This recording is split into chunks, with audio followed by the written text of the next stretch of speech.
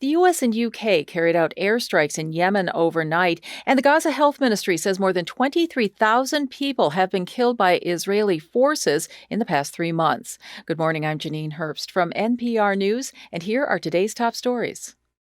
The U.S. and U.K. launched strikes on several Houthi military targets in Yemen overnight, including radar sites, drone bases, and storage facilities and launchers. This comes after more than 2 months of Houthi attacks on international cargo ships and U.S. warships in the Red Sea. NPR's Tom Bowman has more. It's uncertain what more capabilities the Houthis have to attack shipping. Some of the shipping companies like Maersk from Denmark have stopped sending ships into the Red Sea because of the threat.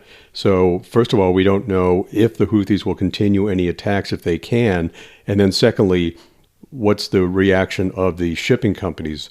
Will they pause, rather than go into the Red Sea, continue going around Africa on their way to Europe, or will they feel comfortable now actually going into the Red Sea?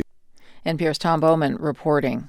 After 3 months of war, Gaza's Ministry of Health says more than 23,000 people have been killed by Israeli forces. NPR's Carrie Kahn reports that's 1% of Gaza's population. With a population of around 2.2 million, the new death toll means that 1 out of every 100 people in Gaza have died in the war. Israel has been bombarding Gaza by land, sea, and air since Hamas militants stormed the border on October 7th, killing around 1,200 people and kidnapping more than 200. Israeli officials say more than 100 remain captive inside Gaza, and they insist they are not targeting civilians, only Hamas fighters. More than 85% of the population of Gaza has been displaced. Israel issued new evacuation orders this week, sending even more residents into the already overcrowded south, where UN officials say people are living in inhumane conditions with no sanitation and scarce food and water. Carrie Kahn, NPR News, Tel Aviv. The White House is reviewing protocols for delegating authority in the president's cabinet after being surprised by the hospitalization of Defense Secretary Lloyd Austin. NPR's Franco Ordonez has more.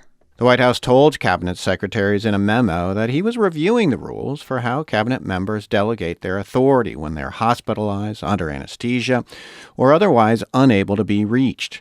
The White House spokesman John Kirby told reporters that they will not turn to GPS technology. We're not going to track the GPS coordinates on somebody's mobile phone in the administration, and we're not going to plant a microchip in their neck like they're a poodle. Kirby says officials know this is a problem and that the White House needs to know if a cabinet official is hospitalized.